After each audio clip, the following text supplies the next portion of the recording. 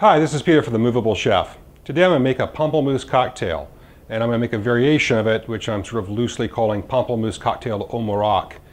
It's a fantastic summertime drink. The original is from a Bon Appetit several years ago, and it's got grapefruit juice, a pomegranate syrup. The original has some vodka, some mint, some lime juice. It's refreshing, it's crisp, it's citrusy, and it's relatively light on alcohol. That's kind of why I wanted to modify it. So I'll have a second variation of this, which is a little more concentrated, a little more stronger flavor, a little stronger drink as well, and made with some different ingredients. I'll do both today. I'm going to start off with the original, and the first thing we have to do actually starts off in the kitchen rather than the bar. We need to make a pomegranate syrup. This is not going to be as heavy a syrup as a traditional simple syrup. It's pomegranate juice, water, sugar, and honey. So I'll go ahead and do that now. I've got 1 cup of water. I've got 3/4 of a cup of pomegranate juice. You want this to be regular pomegranate juice. Palm works fine. This is an organic brand. You want something that doesn't have a lot of additional sweeteners already added to it, since we're adding sugar and honey to it. Then we're going to add 1/2 cup of sugar. And we're going to add a scant 1/4 cup of honey. And what I mean by that is, by the time you pour the honey out of the cup, you don't really want to fill all the way or scrape it out too much. You really want about, if it makes sense, 3/4 of a 1/4 cup is about the amount without getting it too sweet. So we are going to go ahead and just turn this on, bring it to a boil, and we're just making sure that all the sugar gets dissolved, all the honey gets dissolved, and it's evenly distributed.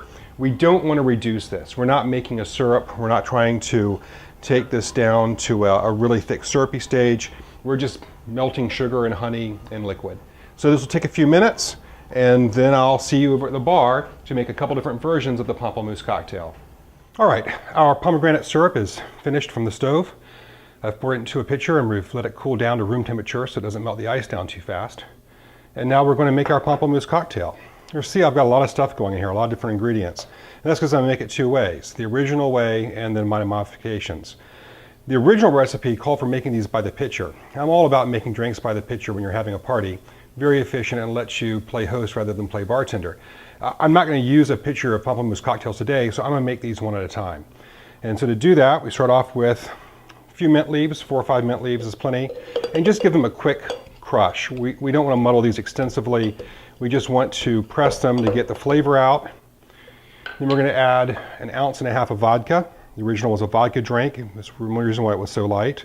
And a lot of people certainly prefer vodka to gin, so that's a consideration. And then we're going to use 1 ounce of our pomegranate syrup that we made.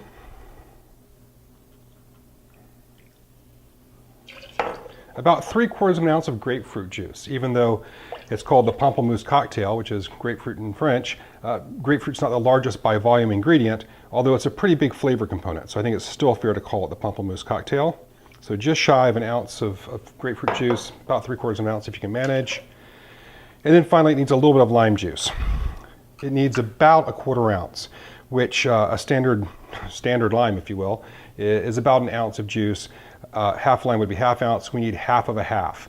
What I'm going to do is, rather than trying to squeeze a 1/4 of a lime, I'm just going to half squeeze, if you can imagine that, a 1/2 of a lime, and call that about 1/4 ounce. So that's probably good right there. So that is the ingredients for our cocktail. This is a strained cocktail served up. So we will shake this over ice. Add about 1 cup or 2 of ice to your shaker cup.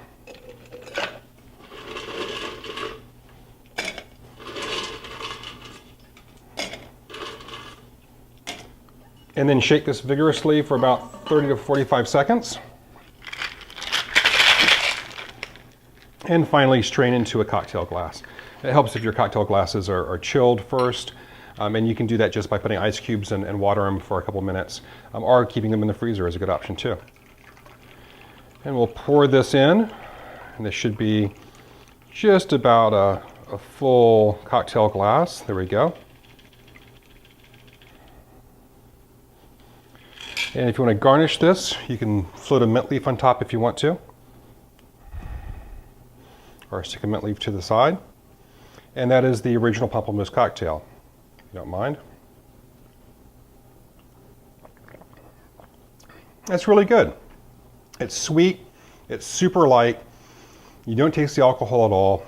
It's a really good Sunday morning brunch in the summer drink. And it's quite enjoyable like this. Very, very light.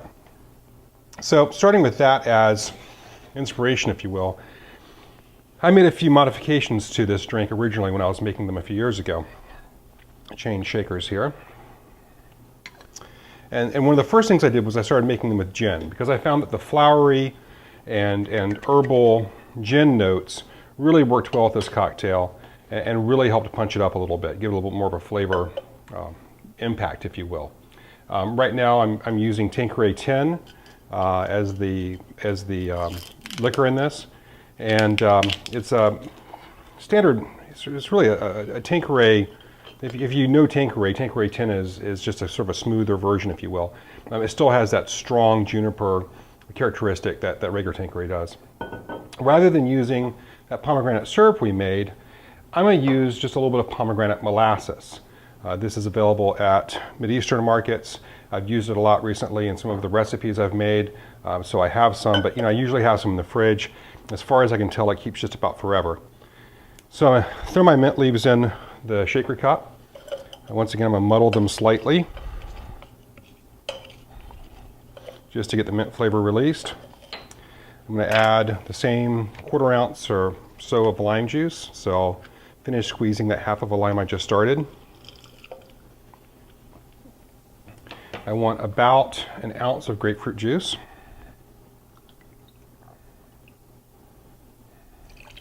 I want 2 ounces of gin.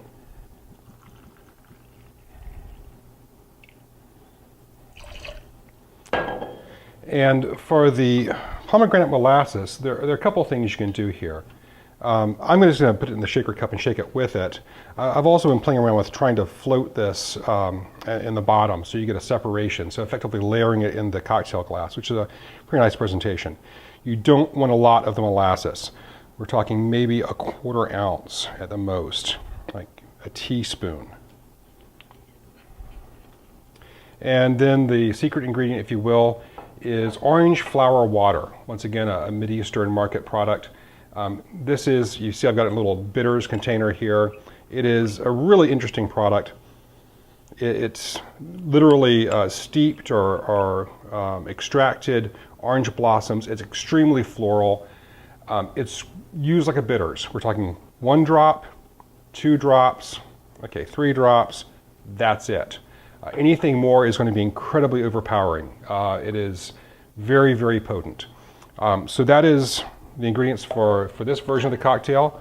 Once again, we're a couple cups of ice in the shaker. A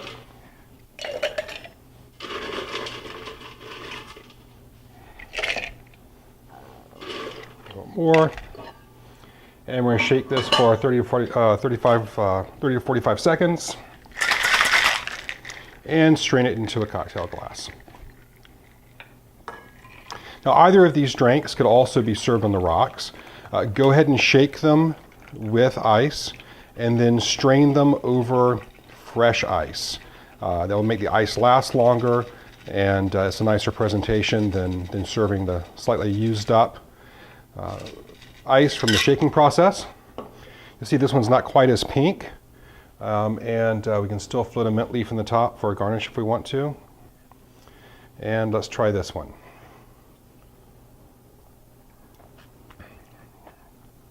Wow. So the gin and the grapefruit juice really pair together well. You've got a lot of really strong flavors there. This one's not nearly as sweet. It's a lot more of that grapefruit juice flavor pulling through. It's a little mint, a little lime to add a little bit of sharpness, and then the floral notes of the orange flower water are pretty interesting. It's just a very different cocktail, just by substituting the booze that you're using and getting a different source of pomegranate. Now, just as an experiment, this is live, no stunt doubles. I'm going to see if I can get this to layer a little bit. I basically want just a blob of the pomegranate to go straight through to the bottom. And there it is. Let me hold up the glass so you can see it. I think this is kind of an interesting presentation. You've got the pomegranate molasses at the bottom of the glass, filling the indentation or the well, and then the cocktail above that. And then as you drink it, I guess you'd finish with a big glob of pomegranate molasses. Maybe not a great idea, but it looks great. In any case, this is Peter for The Movable Chef. The recipes for these drinks, as well as some notes and additional instructions, are available at themovablechef.com. Thanks a lot.